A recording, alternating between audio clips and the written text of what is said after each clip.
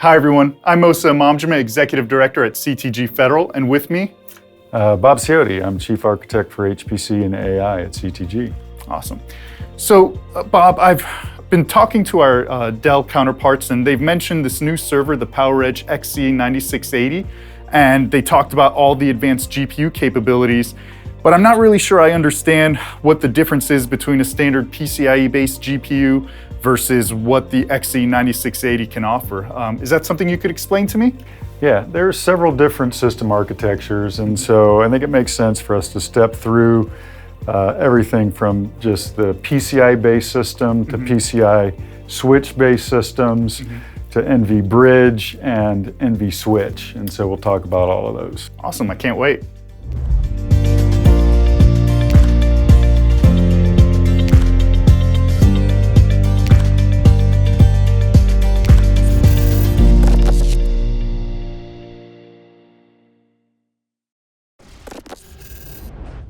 All right, so Bob, can you walk me through the typical setup of GPUs in a PCIe-based server? Yeah, we have your basic server here, two sockets, each connected to their own separate PCI bus. This is a Gen 5 PCI by 16. That gives you about 4 gigabytes per second per lane per direction. So that gives you 128 gigabytes per second connectivity to the GPU. Okay. The green dotted line is sort of whatever the proprietary interconnect between the sockets that you have. Intel, AMD each have their own. And this is to maintain a little higher bandwidth, gives you coherency between the memory on both systems. But the transfer mechanism into the GPUs are typically just DMAs, right? So you have no coherency. That limits the types of operations that you can do in some ways. Okay. And this is just your basic server setup. Okay, so you were saying the interconnect between these GPUs would be limited to 128 gigabytes per second? Correct. Okay. So in aggregate. Yeah. Next, can you show me the next evolution, I guess, in GPU interconnectivity?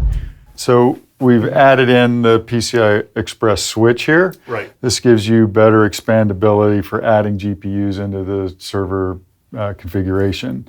A little bit better from a latency perspective on GPU to GPU connectivity, because you can have peer-to-peer transfers between those cards.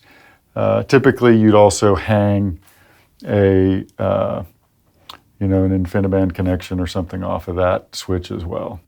So is this how every board is designed, or are there variations? Do different vendors like to do different things in terms of Lots of different variations here. It's just a general design. It's common. There are other common designs. So what this affords us is not only the ability to have more GPUs, but to do PCIe peer-to-peer with another GPU or to an InfiniBand link going out. Right, so you can do GPU direct connections to other servers, other GPUs. Gives you the ability to expand the number of GPUs that you have in a single server.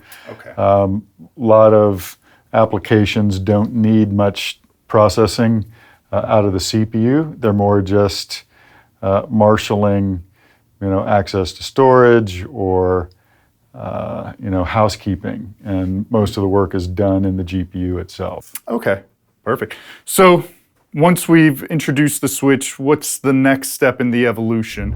Okay, so we introduced the NVLink bridge in this diagram. That gives you about 600 gigabytes per second between pairs of GPUs. Wow. But you're still limited to using PCI between those pairs. Okay, so these GPUs are in a bridge together in a pair, and those are a separate pair. I can't do 600 gigabytes bandwidth between them? That's correct. These are actually small physical links between the PCI cards, and they only work in certain configurations. So if they're a physical card, they have to be physically right next to each other in the same slot. That's correct. That limits the number of servers that this is supported in, huh? Yep. And so then if you move up to the Dell 9680, then you'll be able to realize NVLink between all of the GPUs in the configuration. So what does that look like? This is the SXM version of the server.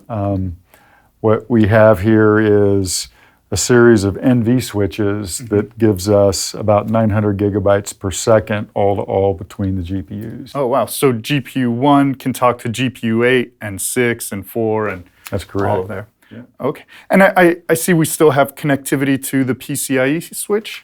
Correct. And so you still have PCI backplane connected to the CPUs and out to the network. So we have a CX7 card here.